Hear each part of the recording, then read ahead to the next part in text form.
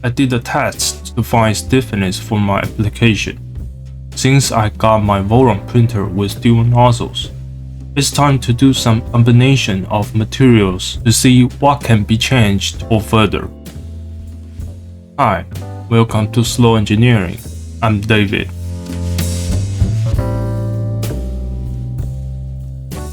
I already showed a lot of flexural tests of pure materials, but I didn't push further to anneal the prints.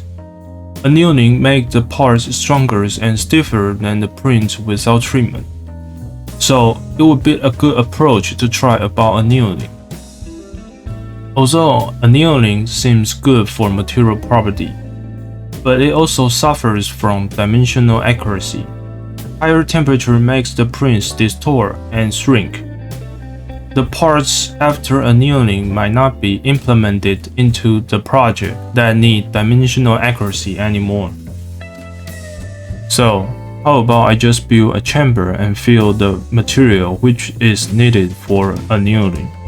The material at the outside has higher temperature resistance, and only the material inside would be annealed.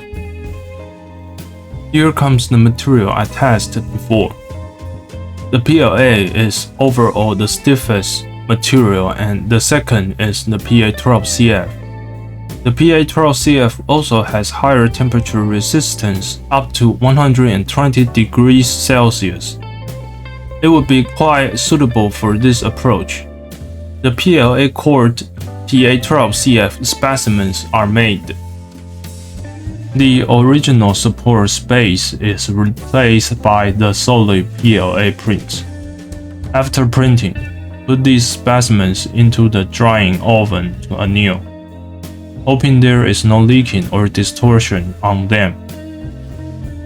I prepared several sets for different temperatures, from 70 degrees Celsius to 120 degrees Celsius. All specimens are annealed in the oven for an hour, then cooled in the oven to room temperature before retrieving. Let's look at the appearance first. With the original setting for the specimens at the outside, the PA12CF probably cannot withstand the PLA shrinkage inside. All specimens are bent depending on the annealing temperatures. Higher temperatures cause more severe bending for the specimens. Well, the first goal fails. The chamber doesn't have enough strength to withstand the shrinkage inside. Here needs more turning about the wall counts to reinforce the chamber. How about the material property? Here is the result showing all the deflections for different annealing temperatures, and the reference group to compare: pure PLA, wet specimens without annealing, and the specimens without treatment.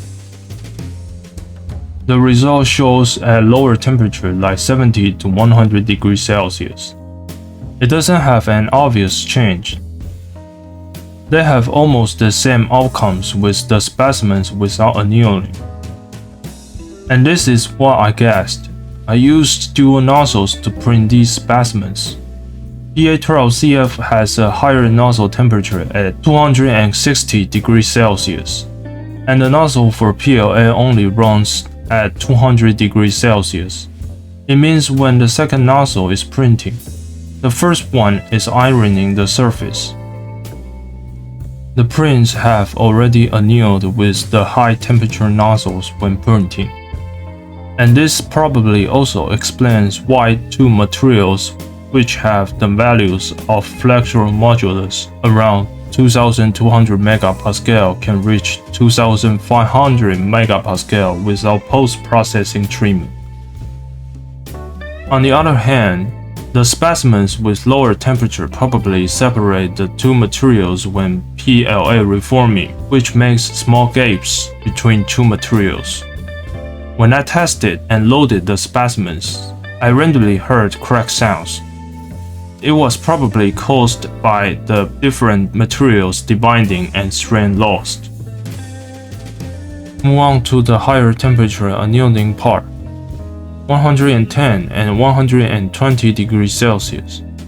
The PLA is stiffer than the one without post-processing, but it suffers from severe dimensional accuracy. As a result, using a chamber for material needs more tuning to find a good combination to perform both strength boost and dimensional accuracy. Secondly, it would be quite interesting if the high temperature nozzle actually irons every layer and make parts stronger. What do you think about these results? What might be more suitable processes to go? Leave a comment below or share your experience. Share this video if you got something, or consider becoming a Patreon supporter to unlock more contents and support my works. Thank you for watching. See you next time.